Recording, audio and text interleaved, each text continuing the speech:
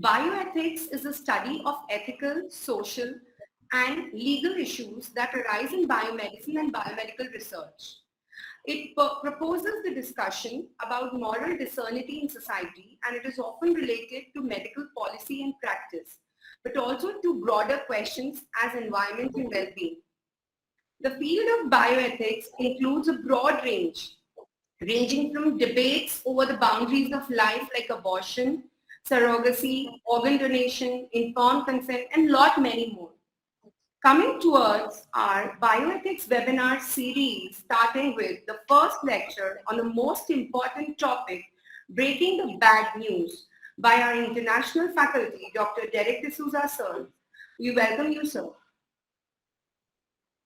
I welcome all the respected seniors, my colleagues, and the delegates present here. We welcome all of you. I request President ISA NCB, Dr. Kiran Devhare ma'am, to have the welcome address. Over to you, ma'am. Okay. Thank you, Madhushri. Honorable Vice President of ISA National and Advisory Board Member MSCISA, Dr. Anjali Pure, Madam. GC Member MSCISA, Dr. Saurabh Berde and Dr. Sheetal Dalal.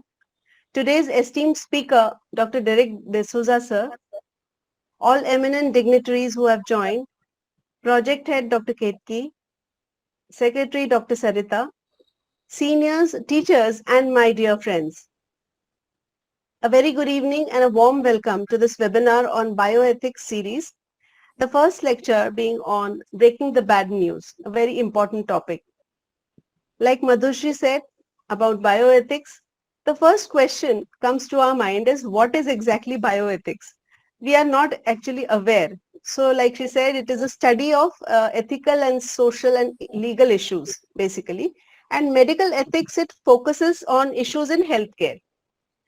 And like she said, it encompasses a lot of things like euthanasia, organ donation, brain death, etc. And it includes the evaluation of the morality of medical treatments and innovations. It is a huge topic, and we have planned our series on focusing on the day-to-day issues that we are facing as doctors, as anesthesiologists. Today, the medical practice has many hurdles and obstacles, and handling of the psyche of the patients and the relatives has become very fragile. We as students were never taught about the communication skills, which is very important in today's scenario. The worst is breaking the bad news. Today we have with us Dr. Derek D'Souza, sir, who is the head Training India Program International Chair, also the former UNESCO Chair in Bioethics Haifa, who will enlighten us on this topic. A very warm welcome to you, sir, and thank you for gracing this occasion and accepting our invitation. We are grateful to you. Welcome to ISA Nagpur. Without wasting much time, I hand over to Madhushri for further proceedings. I once again welcome you all, and I'm sure you will be benefited from this lecture. Thank you so much. Thank you so much, ma'am, for such a beautiful welcome address. Now I request Dr. Anjali Pure, ma'am, Vice President ISA National, Advisory Board Member MSCISA, Professor and Head of the Department NKP Salve Institute of Medical Science, Nagpur, to say a few words about the webinar. We welcome you, ma'am. Over to you, ma'am. Thank you, Madhushri. Hello, friends. Honorable President Dr. Kiran Devhare, distinguished faculty Dr. Derek D'Souza, sir, Head Training Indian Program International Chair, GC members of Maharashtra State Chapter, Dr. Saurabh Berde and Dr. Sheetal Dalal, esteemed office bearers of ISA NCB, our dynamic secretary, Dr. Sarita Zogekar, and other esteemed members of ISA NCB. Ethical issues in anesthesiology is attracting a lot of attention, and there are initiatives to include ethics in medical curriculum also. So we have to deal with human beings and human behavior. There is a good deal of emphasis on diagnosis and treatment, but there is very little stress on ethical issues. Hence, Department of Anesthesiology and ISA Nagpur City branch together is introducing a series of webinars related to ethical issues in our fraternity. Today's faculty is a stalwart in this field, and I'm extremely thankful to him for accepting our invitation and his willingness to share his expertise, which will be guiding force for all of us. Thanking ISA-NCB and all the attendees. Long live ISA. Thank you very much. Thank you so much, ma'am. Now proceeding towards our esteemed faculty, Dr. Derek D'Souza, sir, international trainer and consultant, organizational psychology medicine, director, student training and development, Dr. D.Y. Patil Pune, head training courses and national training faculty member, Department of Education, UNESCO chair in Bioethics, over 2 decades of meritorious service in Army Dental Corps. We welcome you, sir, and over to you, sir, for a very informative lecture that we are probably going to witness. Over to you, sir. Thank you, Dr. Madhushri, for that kind introduction. Thank you, Dr. Kiran and the entire team of ISA Nagpur and from NKP Salve as well. It is indeed an honor for me to be joining you all here today, and I bring you greetings on behalf of Dr. Russell D'Souza from the Department of Education, International Chair in Bioethics, Haifa, and of course, the entire team that we have together. There is a wonderful term that Dr. Russell uses of all of us here being co-learners. So it's all part of us sharing our experiences, me sharing the little bit of knowledge that I have with all the experienced faculty. And maybe at the end of this interaction, we go back gaining a little bit more than we knew before and be able to make a change in our day-to-day lives. So thank you once again for giving me the honor and the opportunity to speak to all of you. And let me share my presentation. Yes, I hope that is visible and I'm clear in audio as well. Yes. Yes, sir. Yes. So thank you, everyone. And all of us find communication to be a challenge because that is one area of healthcare practice that is not really been taught to us. And of course, we are very grateful to the recent changes that have happened whereby the young students are given an opportunity from the various modules that have been introduced, the organization of webinars and seminars such as this, which give them a little bit of opportunity to understand what the major issues are. So with that Sorry in to mind, interrupt, sir. yes, Can you just make it a slideshow? it already is from my segment. Is it? Okay. Should I stop sharing and try again? That's okay. That's okay. Fine. Go ahead. No, if it is not, I'd like it to be in slideshow.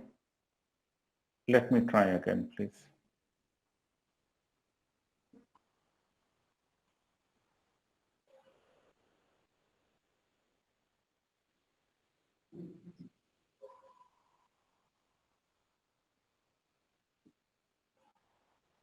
Is it better now? Yes. Yes, sir. Better. Okay, okay, thank you. So while we are going to talk about breaking bad news, we have to remember that what is ethical communication is communication that is effective. So while we have something that we are not really trained for, we're not really prepared for, and each of us as human beings find this a major issue because at the end of the day, we all care for our patients. And no one really wants to convey bad news to anyone else. Forget that it is a patient, someone who has come to you with a lot of hope, with a lot of feeling that they are going to get better or that they are going to improve. So just to quickly run through a little bit of what communication is all about, we have to remember that you cannot not communicate. At times we try to show that we are upset, we try to show that we are angry, especially with family and friends, and we say, I'm not going to talk to you, I'm not going to say anything, I'm just going to sit quiet. But even in that quiet silence, even from the way that we make that statement, it does communicate our mental state. So this is something that each one of us needs to remember, that everything you say or do or don't say and don't do sends a message to others. So our patients, their families, our students, our fellow doctors, even our seniors are watching us all the time, and everything that we do and say conveys the message. So please keep this in mind. If we look at the research, it shows us this fact that almost 45% of our total communication process is based on listening. So unfortunately, we are very, very keen to improve our speaking skills, our writing skills, our reading skills. But the major portion or the major problem why we have issues is because we do not listen. At times we hear, that is, sound enters into our ears, but whether it is actually understood, whether that communication process is complete is another matter. So all of us are aware of this basic division that we divide communication into, of it being verbal and non-verbal. But this is more important. The non-verbal part of communication is more receptive to the people around us, definitely to the patients. And this is what we need to keep in mind and improve as we go ahead. So whether it's our appearance, our attitude, our posture, the facial expressions, the eye contact with people, the gestures and movement as you walk in and out of your clinic, the way you walk through the ward, the way you behave even outside the hospital is always under watch.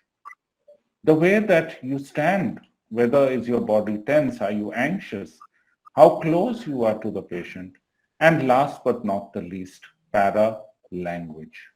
Now, para-language is something that we'll take a minute to understand. It is not really the words that come out of our mouth, but rather the way that it is expressed. So you can say exactly the same words of asking someone, how are you feeling? Or what are you doing here? But the way that it is it spoken with concern? Is it spoken in anger? Is it spoken in a way that does not inspire confidence in the person it is addressed to is what is important. So you can see these 5 random people who none of us really know, they are models maybe, but just in the way that they are standing, we get some sort of an idea as to what their thoughts are, what their preoccupation is with something else, or maybe they are insecure, maybe they have a little bit of aggression to the people around them. So how can we improve our communication? Above all, we have to learn to listen. Don't interrupt the speaker. Don't interrupt the patient. We ask a question and very often we don't even wait for that person to complete their answer. It may be a little long-winded at times. It may be a little elaborate at times, but hidden in that may be a clue to the diagnosis. It may be a clue to the mental state of the person. And it is all important if we are to treat the patient and not treat the disease. So this is something that we need to remember. We are here to look after the patient. We are not here to treat a disease. Our patient has the disease and they have come for treatment. So again, try and stay focused. If the patient suddenly wants to talk about something else or is getting agitated, then we need to give them the freedom. Your own body language. If you feel your patient is little worried, if they're little hesitant to open up, to confide in you, we need to just encourage them and say, don't worry, I'm here. I'm here to listen to you. You can tell me what is wrong. If you feel that maybe there are other people in the room and there is some information which they want to be confidential, then you have to understand that from the patient's body language. It need not be like it could be a wife who's uncomfortable with her mother-in-law in the room, or vice versa. Or maybe the children are in the room. So that lady or the husband would want the children to step out. So this is something that we need to pick up on, understand, and take action accordingly. If you feel that something is unclear, you can ask a short question in between, but like I said, don't interrupt. Have a quiet environment, especially if it is to deal with breaking bad news, communicating important information, where there is a challenging conversation. Because much of the time we are in a busy OPD, we are in a very noisy environment, so neither can we hear very clearly and neither can the patient have our full attention or be able to hear clearly what we are trying to tell them. So this is just gives us a way that is nice to have eye contact, have one hand on the patient, again, where it is an opposite gender. So if the patient is female and the doctor is male, remember the elbow or even up to the shoulder is a safe place, provided the touch is very light, intermittent, and just to reassure the patient. Of course, if it is slightly elder or younger, means if it's a small girl or if it is an older lady and the doctor is male and he feels it is comfortable and the patient is comfortable with the touch, maybe it can be extended for a little point of time. Again, using your hand gestures, you can calm the patient down. Your face expression to show them that you are interested and your overall persona that you have during this conversation must be one that shows you as a professional. It shows you as someone who is caring and someone who is willing to listen. So whenever you are giving information, offer the correct information. Remember, the patient may have already heard a diagnosis, may have already some test results with them. Maybe they have overheard the nurses discussing. So by you lying and saying that, no, you'll be fine, it's nothing, it's something minor, they will lose their trust in you. Again, the same feelings and thoughts. Suppose someone tells you, I'm worried, I'm concerned, I have small children at home, or my husband has lost his job. How will I pay for the treatment? So by using the words of the patient, you can help them to be comforted. You can tell them, we'll try and treat you under this scheme, or we are not asking you to pay for money. Maybe we'll give you a discount. So you are understanding what the worry is in the mind of the patient and you are able to communicate better. Very important to avoid any unclear or misleading messages. So at times we say, don't worry, I will take care of it, or we will take care of it. Now, who is the we? The patient does not understand. Is it you as the institute? Is it you as the department? Is it you as your resident? So be very clear when we are reassuring or we are giving a message to the patient or the family. Again, because we have our own jargon, we have our own language as doctors in the hospital, in every place that we go to, remember that these short forms, which are very clear to us, they can be very unnerving to the patient or the family. So when you just rattle off and say TLC, HB, MRI, lab surgery, investigations, blood tests, the patient tends to get worried. So you have to explain to them, and then it becomes a little bit easier. So let's play a little bit of a game, and let me see how many of us can quickly do this. Are we ready? Can we have a few volunteers? So I just want one of you, maybe Madhushri will help me out with this, to describe diabetes mellitus. But since all of you are quite senior, these words meaning blood glucose, metabolic, chronic, or insulin will not be used. So just maybe one sentence what you would like to tell your patient that he or she is suffering or you have reached a diagnosis of diabetes mellitus. Would शक्कर someone की like to बीमारी है try? आपको. Increasing sugar levels. Okay. Yeah, we can say sugar, शक्कर की बीमारी. That's what we call in Hindi. Okay. What else?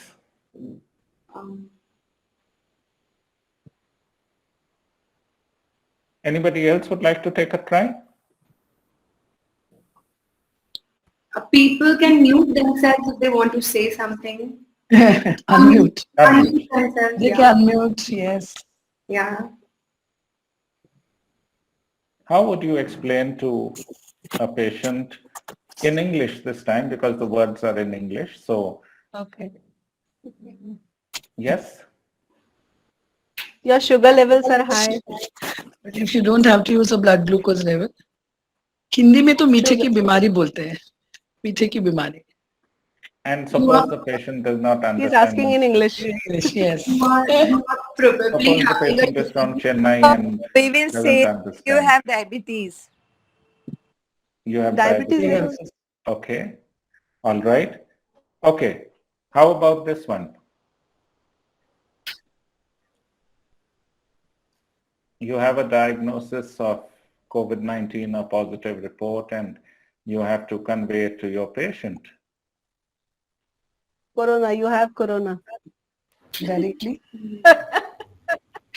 You think they're going to be very happy with that if you tell them you have corona?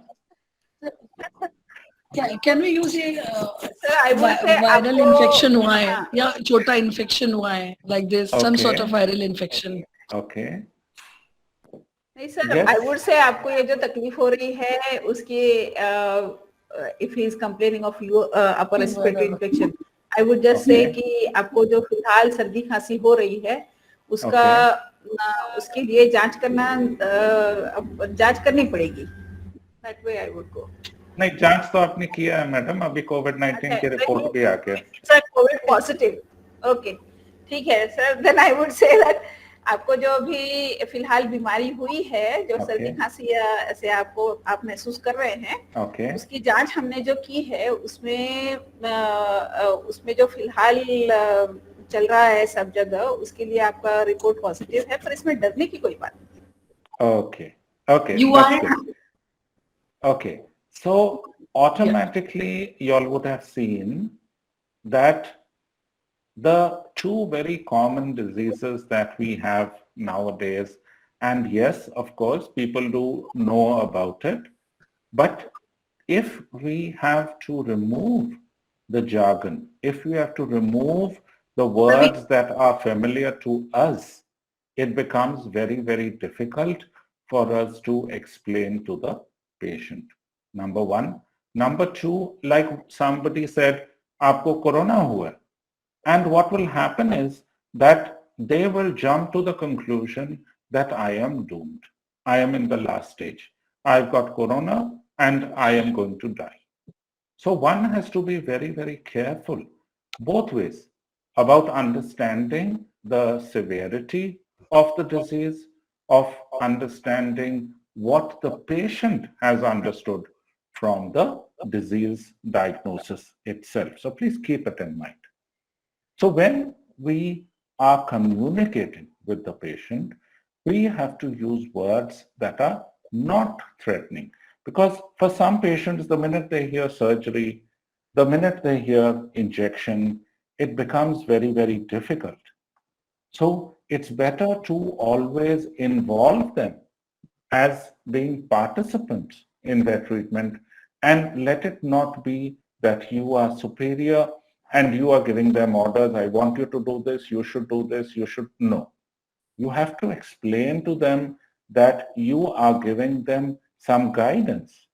If you want a patient to be nil orally till the surgery, you have to explain to them why. So it is not that you are depriving the patient of food, but it is a reason. And what is the medical reason? If you explain it to the patient, they are likely to follow it better. Then use simple and understandable phrases. So telling a patient they have diabetes mellitus may be very, very correct. But like some of you said, sugar ki bimari hai, or you just use the word diabetes. Today, it's become quite common. But again, you need to explain to them what does it mean in terms of their condition. So whenever we speak, use a very pleasant, normal tone of voice.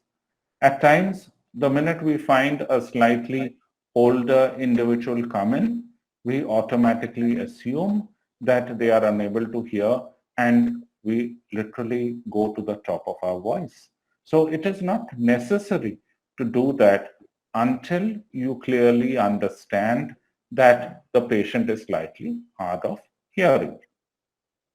When we are talking to the patient, it's important that they look at your face, because like we also would like to see someone face to face, we would like to see the way that their expressions while they are talking, while they are giving us some news. It's the way that we communicate. You need to have appropriate body language. So if you are concerned about the patient, your body language should show that. If you are having a smile on your face and you're telling the patient, yes, your report has come and it is positive, I'm very happy that you are now COVID-19 positive. It will end up confusing the patient because your body language, your expressions are opposite to what you are trying to convey. Whenever you are giving the patient bad news, be aware as to what will there be their needs. Will they be worried? Will they be anxious? And allow them time to come out with the answer. And again, if they have any follow-up questions, you need to keep that time as well. So what are some common but counterproductive communication that we do? Very often we give a very general assurance, घबराओ नहीं, भगवान है, सब कुछ ठीक हो जाएगा, don't worry, हम लोग हैं, doctor है, nurse है, आपके parents हैं. That really does not work. At times we pass judgment. आपने तो कभी टेस्ट किया नहीं है, आप बाजार में गए थे, आप मेले में गए थे, इसलिए कोरोना हुआ आपको. We tend to give free advice, which is not really what the patient has come for. Again, we ask closed questions. Are you having a pain in the neck? Are you having a headache? Are you I'm sorry. Are you having a cough and cold? These will inevitably be answered by yes, because the patient feels that these are the symptoms that the doctor is aware of, and I am supposed to answer yes. So it can give you a wrong answer. Or maybe if the patient has coughed once in the day, he or she will answer yes to you asking them that have you had a cough in the past couple of days. Again, simple words which we commonly say. Don't worry, I am there. Don't worry, this is a simple disease. Don't worry, we have the treatment. but later on, we are not following it up with some action. At times, the junior doctors, mainly because there's a lack of knowledge or confidence, or they are not really aware of how to handle the situation, so they become defensive and therefore they don't talk too much. And again, the patient tends to get worried, thinking that why is the doctor not speaking to me? Why is the doctor not explaining things to me? Again, these are some of, don't worry, everything will be fine. As a lady, you may end up telling a patient, as a woman, I don't think you should terminate your pregnancy. Again, I think you must do something. Do you feel any pain in your arm? All of us will have pain sometime or the other, and we will answer yes, which may not be true. Then if you ask a patient, why are you upset? Why are you not smiling? Why are you sad? These are not questions that will guide us in any way. Again, if we say, oh, everybody has troubles in their life, everybody will go through this in their life, doesn't help. And worst of all is telling someone, oh, do you know we're very busy? And that is why I'm asking you to wait, or we cannot help you at this time.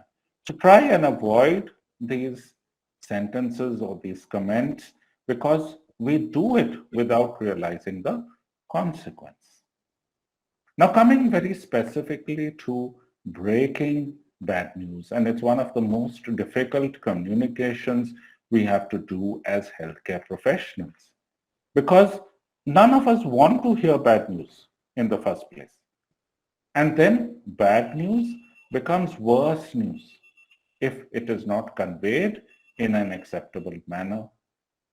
But what is good and what we can build upon is that it is the start of healing. So that's why it's called a therapeutic dialogue, because rather than looking at it as breaking bad news, it is the start of a healing process. It is the start of finding out solutions to the situation of the patient or the diagnosis that has been made.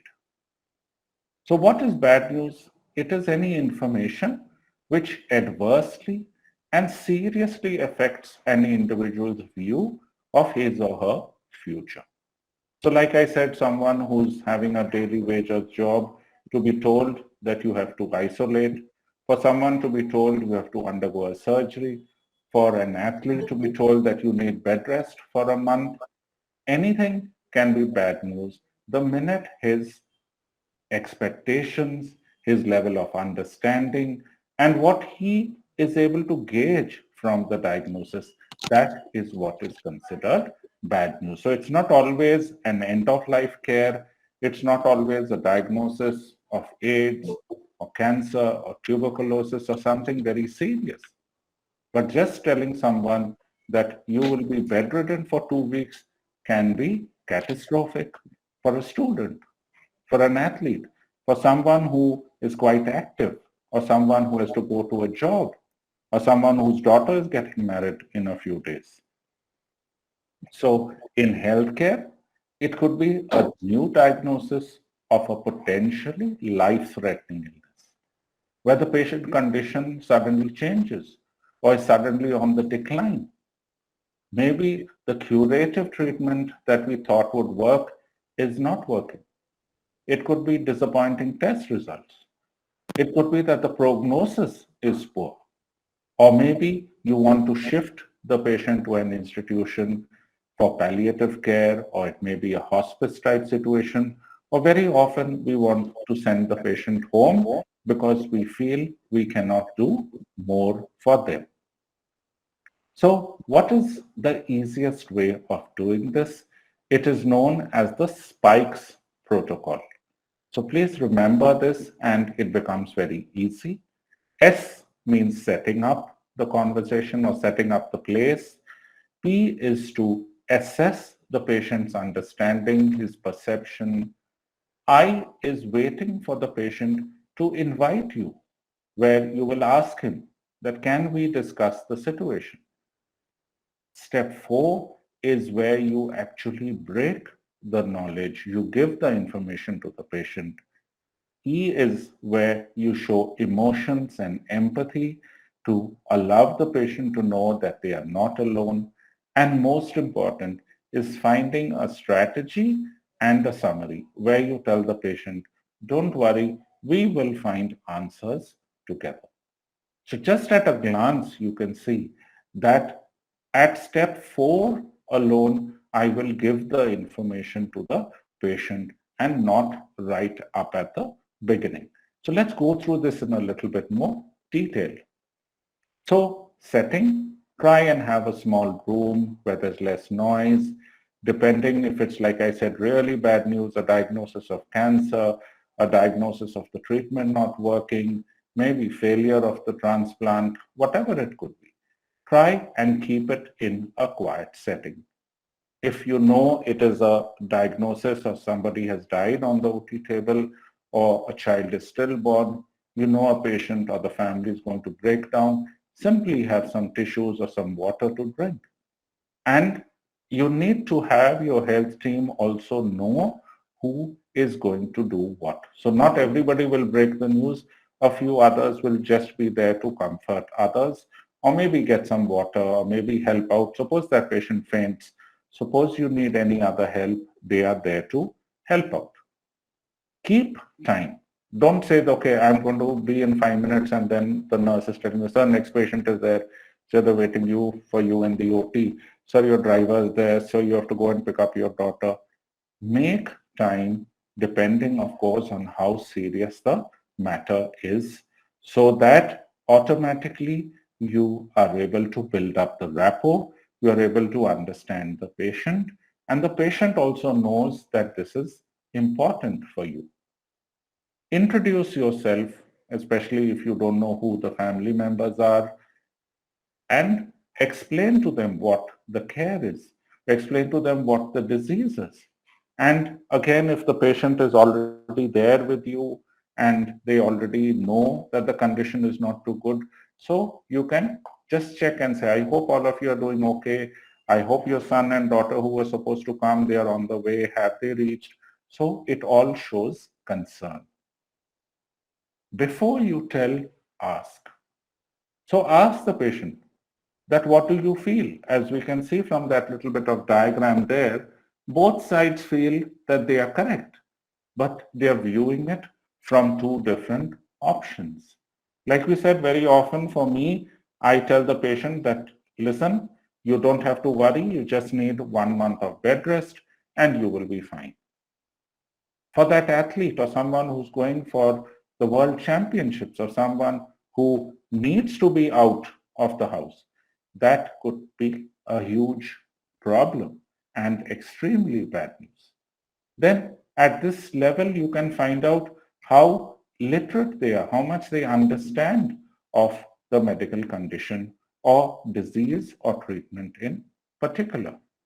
So if there is any misinformation or if you see that there is denial and sometimes the children say, no, no, no, no, I've got a lot of faith in God. We've gone to this mandir. We've asked somebody to pray for her. My mother will be fine. My father will be fine. We have full confidence that she will improve. These are all denial mechanisms. So while you allow them to come out with their thoughts, at the same time, later on, you have to correct them and tell them, yes, we all hope that the patient will improve, but unfortunately, this is also the reality of the situation. Then we need to get an invitation, like I said. So SBI, I is invitation. Ask them, would you like me to speak to you alone? Do you want anyone else to come? Do you want your children to be there? Do you want your husband to be there? And again, consider the other issues, that of race, ethnicity, culture, religion, socioeconomic status, because all these will play a huge role in the treatment protocol, in the treatment plan, in how they understand about a disease. So keep all this in mind and it will be tailor-made to each patient. So allow them a chance to come out. and say, yes, doctor, I'm ready. You can tell me. And then in the fourth stage, when we come to K, it is where you will actually share the knowledge. This is where you actually come out with the bad news. Again, use a little bit like a warning shot or something where it's not suddenly you blurt out the diagnosis. So you can say, I'm sorry, or I'm afraid that today we have some bad news, or yesterday I'd asked you to do a test and today what we suspected has come through. Or I wish that the news was better. I wish I had better ideas to tell you. So immediately, and if you speak in a soft voice, if you speak with a little bit of a pause, automatically that other person realizes that yes, there is some bad news which is coming. So they are mentally and to some extent emotionally prepared to get the bad news.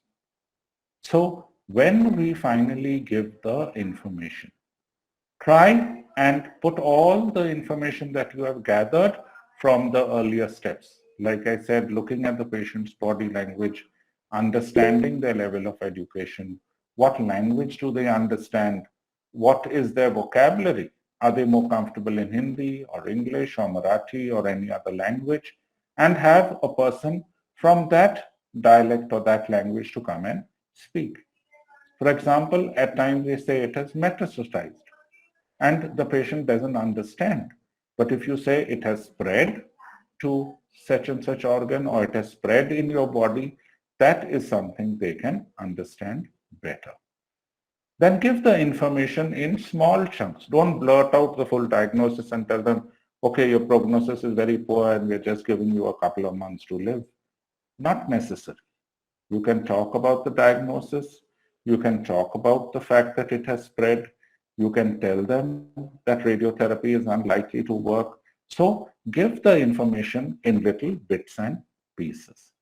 And if the prognosis is poor, don't tell them that we can't do anything more, because that gives the opinion to the patient that I am finished. My life is hopeless. There is nothing that even a doctor can help me. So we can always ensure that the patient is pain-free. We can always assure them that, see, we will try and see that you do not suffer. So that is a much more positive statement rather than saying there is nothing that we can do for you. As human beings, it is expected that they want to be emotional. Some of them will be thinking about weddings or graduations or birth of some other one in their family, the financial constraints, how are they going to carry on, from where will they find the money. So many issues are going to come. Some may cry, some may be angry, some will be quiet. Some may try and deny it and say, no doctor, I'll go abroad, or no doctor, I don't think, or I'll go and try allopathy, I'll go and try homeopathy. So whatever the emotions are, again, give it time to come out, give it time for the patient to react, and then slowly we can wait for them to calm and then take the next step. So if you just watch, if you tell them that I know this is upsetting, just sit quiet and say, okay, do you want me to hold your hand, or do you want your children to be here? Can I leave you alone for some time? And tell them that, yes, this is correct. You want to cry, please cry. I know you're sad. I know this is not good news. So they understand that, yes, the emotion is expected. They understand that you feel their pain, and that is the start of the healing process, because now they know that, yes, this doctor is there with me. This physician, this clinician understands my problem, and therefore I will trust him with what is going to happen ahead. So by you explaining and saying, yes, we had a patient who similarly was not well, but he or she is still doing better with whatever palliative care we have been able to give them. So again, by telling them that, listen, we understand, we have teams here, we have nursing staff here, who will come and help you and guide you. So it starts to give them a little bit of support. It allows them to feel that it's not just a diagnosis and you are not abandoning your patient. Last but not the least, you can make a small summary and say, I hope you understand now that your disease has progressed to the fourth stage. I hope you understand that whatever we had planned, we have to change our treatment plan, or we will not be able to operate on you. Or maybe the transplant that we hoped for is not going to happen. And then you will find together with the patient a strategy or a summary in which we will look forward and see what can be done to make the rest of the course at least comfortable or what is available for the patient. Again, don't pressurize them and say, okay, what do you want to do right now? Do you want to go home? Do you want to go to a hospice? Do you want to go to a different country? Whatever it could be. Don't pressurize them. And then you tell them, what is your concern right now? What is most important? Do you want to inform someone? Or do you have to inform your office? Or do you have to inform your school or maybe your team? And then you can discuss follow-up. What are some of the treatment plans you can tell them? That we will ensure that you don't have pain. We will come and help you set up whatever is required in the hospital. Or maybe there is a palliative care home where I can refer you. I can call someone from there to answer your questions. So whatever it is, you are still talking to the patient in a language that they understand. This is most important. While all of us care and all of us know, you may be highly educated, you may be the expert in the field, but until you show that you care, until the patient feels or understands what empathy is all about, it becomes very difficult.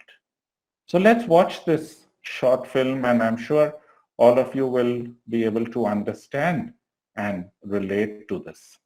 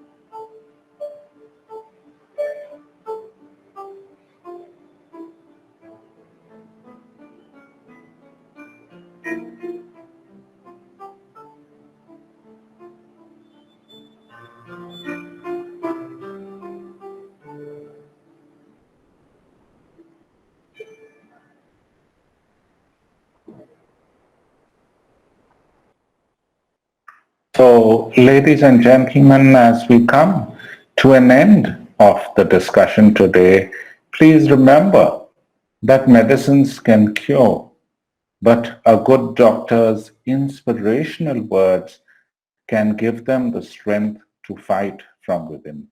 And from personal example, I can tell you that being able to inspire your patient works far more than just the medicines. It gives them courage, it gives them comfort, and above all, only then can they continue to heal and become better. So I leave you with these words that all of us want change, all of us want to improve, but until we don't start doing something about it, it will not be important. So I'm very grateful once again to Dr. Kiran and the entire team of ISA Nagpur and NKP Salve Institute of Medical Sciences for being the change, for deciding that yes, all of us will be together and we'll have a better tomorrow. So thank you everyone and best wishes to you on this new journey. Thank you so much, sir. Beautiful, yeah, a beautiful and touching video. And Indeed, a heart-touching video. Like, thank you so much, sir, for such an informative lecture, though. And hope your kind words help us in, dealing with our patients and their relatives. Henceforth, we try to keep things in mind. Probably we were, at some point of time, we were making some mistakes dealing with our patients, and we'll try to implement the new things which we have learned today. Definitely. So the house is open for questions. If by chance anyone wants to ask some questions to sir, so they can unmute themselves and ask. Yes, please do that. Can you give me permission to ask question, Yes, Madhushri? madam, please. Yes, sure. ma'am. Please go ahead. Sir, I would like to ask you, sir, how we should handle if there is sudden death on table and it is unexpected death. Yes. So how do we handle in such situation the relatives and overall the team who's present on the scene? Yes. You're absolutely right, ma'am. Probably one of the most difficult decisions and situations that someone has to face. But like I said, we have to plan. We have to ensure that whoever's waiting outside, take them to a separate place. Maybe bring them into your office. Don't announce it in the corridor. Don't announce it in the ward or even in the general waiting room. So bring them, they will definitely ask you, hey doctor, how did the surgery go? Or is my patient husband, son, wife, daughter, whoever it is, are they fine? So immediately you can just say, no, I just want to talk to you in detail. I'm not saying anything here. You please come with me. So one is immediately it's a human reaction. You would know that something is wrong. Because if it were fine, if everything were good, you will automatically be able to tell the person. Your expression, your body language itself. See, we look at each other. We do it at home. We do it with our friends. What happened? You're not looking well. What happened? You're looking worried. Is everything all right at home? So they will also be able to understand from your body language that there is something which is not right. After some time, you can bring them. You can say that, is there somebody with you? Can we call someone? Bring them, allow them to sit down. And then you start by saying, do you know that there are complications that happen during surgery? Do you know that his condition was not that good? He had some complications. Or you can also say that I wish I had good news to tell you. And at times it is difficult.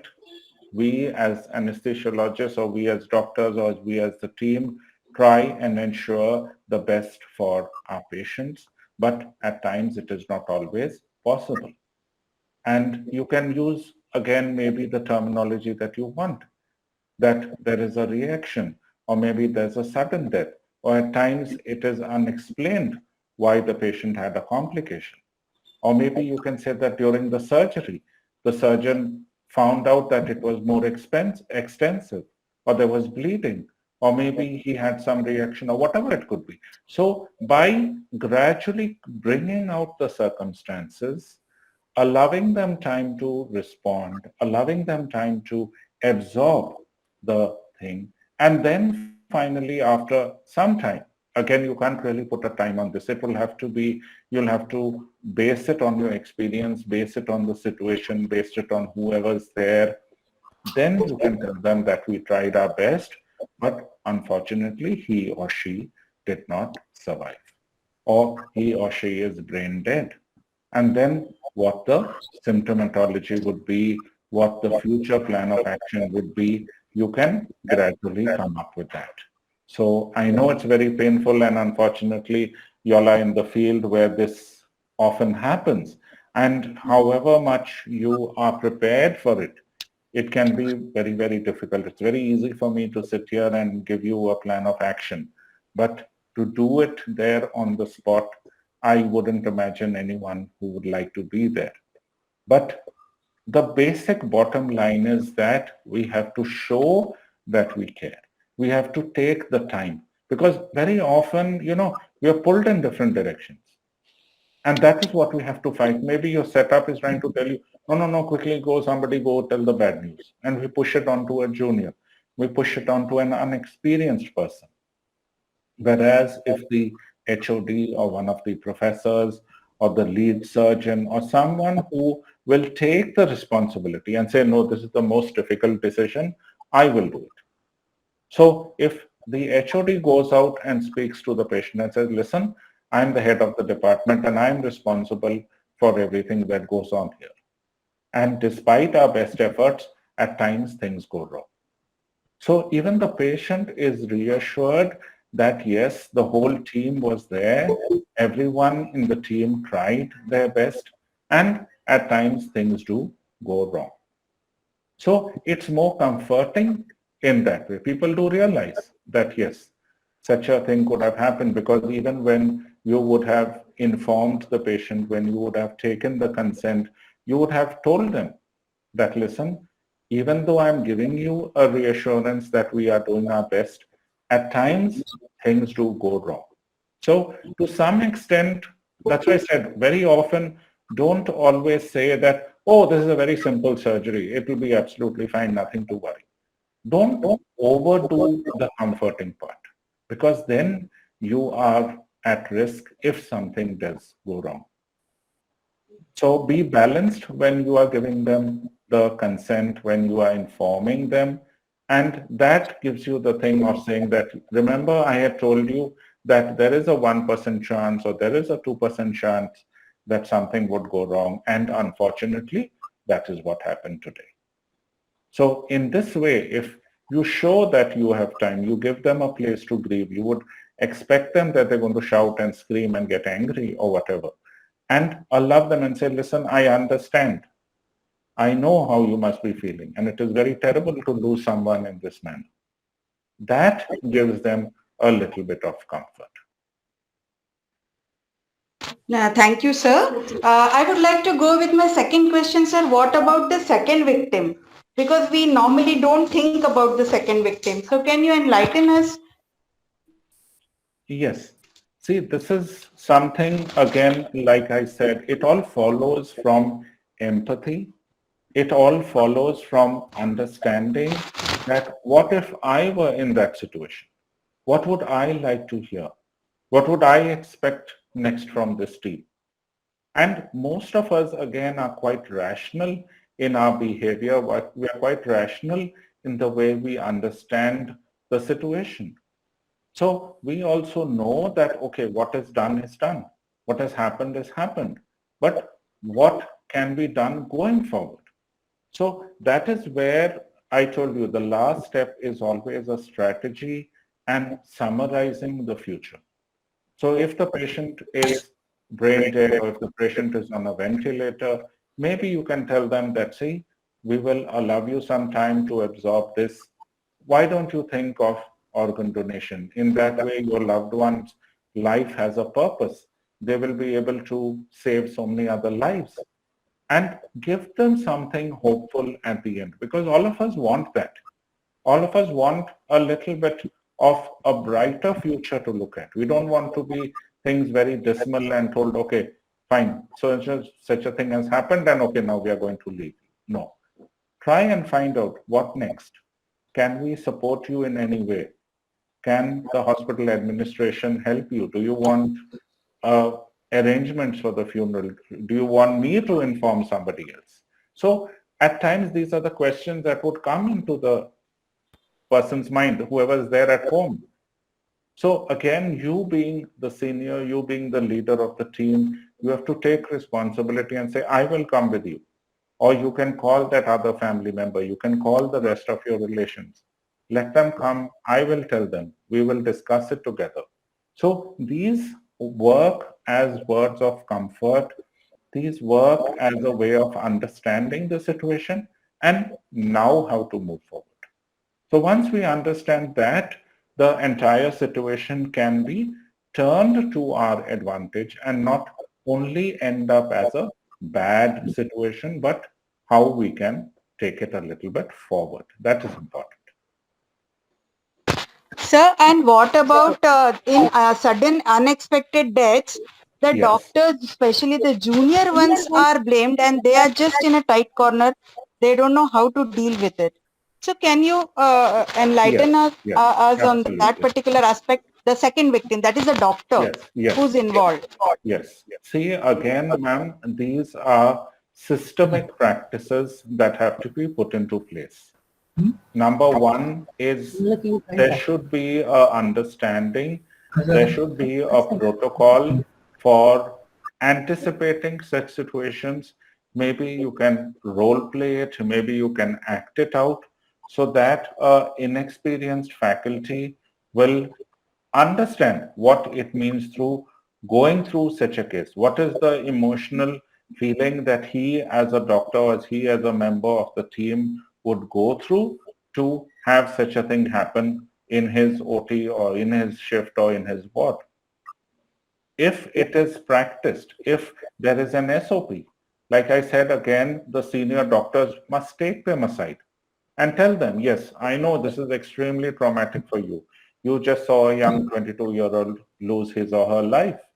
Or maybe you were there as part of the team and such a thing went wrong. Even if it is someone it's to blame, it is important to understand that we have to move ahead of that.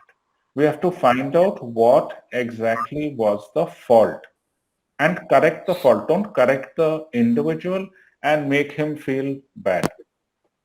Because again, it's very often that we blame the person, we make him feel that he is the only one who is responsible, whereas it could be a systemic failure.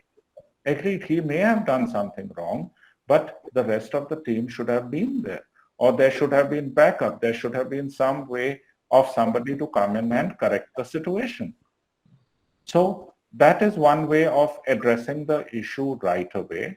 The second is, again, to understand that mental health of healthcare professionals, of doctors, is again one of the most neglected areas. Neither do we accept it, neither do we expect that we are also human beings. Like you correctly said, there are two victims. We often forget about the second one. And we tell the patient, okay, fine, all right, we've broken the bad news, we've handled the situation, you can go home. Without realizing that young doctor, that young person doesn't want to go home at all. He wants someone to listen to him. He has got 101 questions in his mind, especially if he has seen that there was a systemic failure. This patient could have survived if there were better equipment in place, if the equipment was maintained properly, whatever it could be.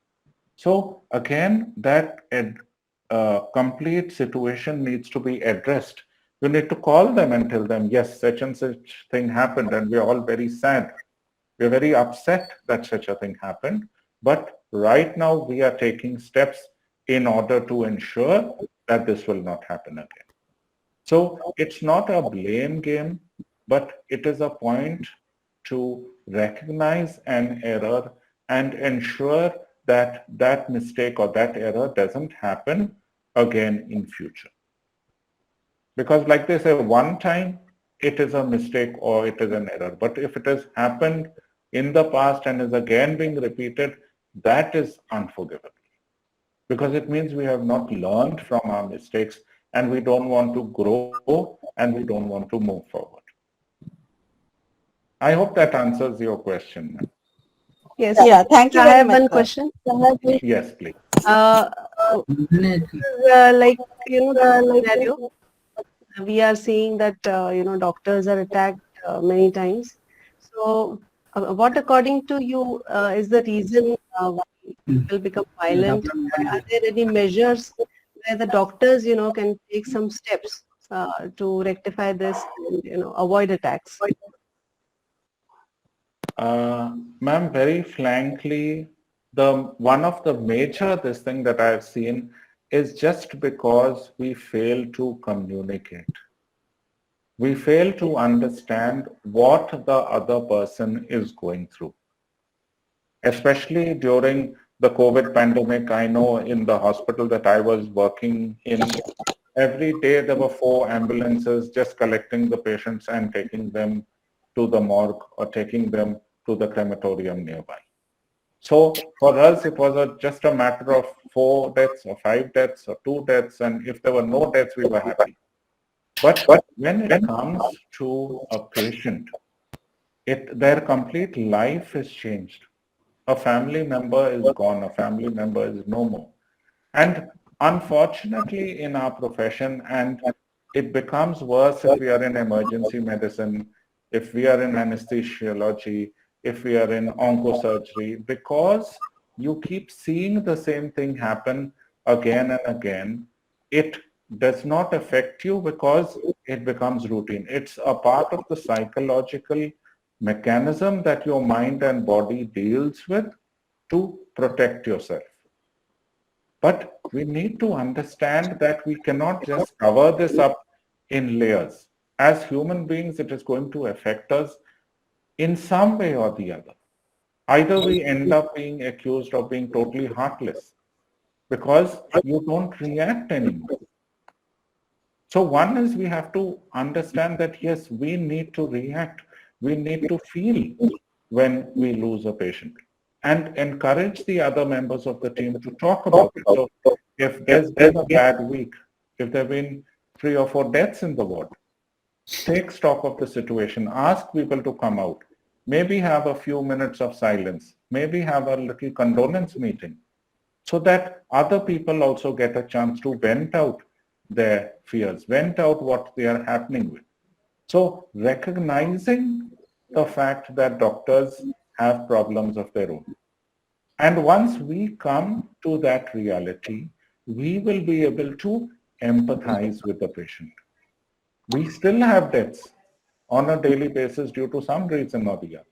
People were dying in the past, people will die today, people will continue to die. So it's not just losing a patient, it's not just that there was a bad outcome of a particular treatment protocol. It is the outcome after the incident has happened. It is the overall outcome. And very often, if you go through the incidents and see, like there is a stillbirth, and you'll find that body is literally wrapped up in some newspapers, put in a plastic bag, and some junior nurse or some assistant comes out and hands this over to the father. Any of us, we feel horrified when we read of it. So automatically there is going to be anger and violence when such an incident happens.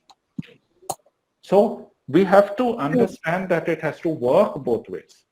Every hospital needs a counseling department for its own staff. It needs a counseling department for the patients. It needs a chance for those who have to hear bad news, and you can take them a little bit to the side. So even if they are going to be emotional, it happens in a private space. If they are going to be emotional and be crying and making a scene in the main OPD or outside the hospital where they are being told, naturally public will be there. Naturally people will get involved. So it is a gradual process. It is not going to happen all of a sudden, because unfortunately, again, with media taking over, the fact that people are there who don't really care for the doctor or the patient either way, but just want a chance to vent out their own frustrations over something else. So it's a multifactorial problem. And again, hospitals need to invest in security. They need to have a mechanism where if one doctor or one clinic is in trouble, the entire hospital or whoever's possible must come there and defend each other. Very often you find everyone is running away to save themselves, and the poor doctor who's there in the OPD or who's there in that clinic has to face the brunt literally on his or her own terms. So if you can have a whistle, you can have a bell, you can have an alarm, whatever it is. The minute, see, you find there have hardly been sometimes 3, 4 or 5 people, whereas the entire hospital has 100 doctors. So if all those doctors came down, definitely they can take action, they can prevent the others. So we have to work as a team, have some SOPs in place, have preventive measures in place, and gradually over a period of time, this will definitely improve. So if you understand that my OT complex is an area which is vulnerable, my anesthesiologists are an area that is vulnerable, my emergency medicine is an area that is vulnerable, and have multiple gates which can be shut in case of an emergency. So automatically you don't allow people, maintain proper security, see that unnecessarily people are not flooding your hospital. All this in the long run will prevent the violence and the negative outcomes. Yes, sir. Thank you. Nicely. Thank you so much, sir. Welcome.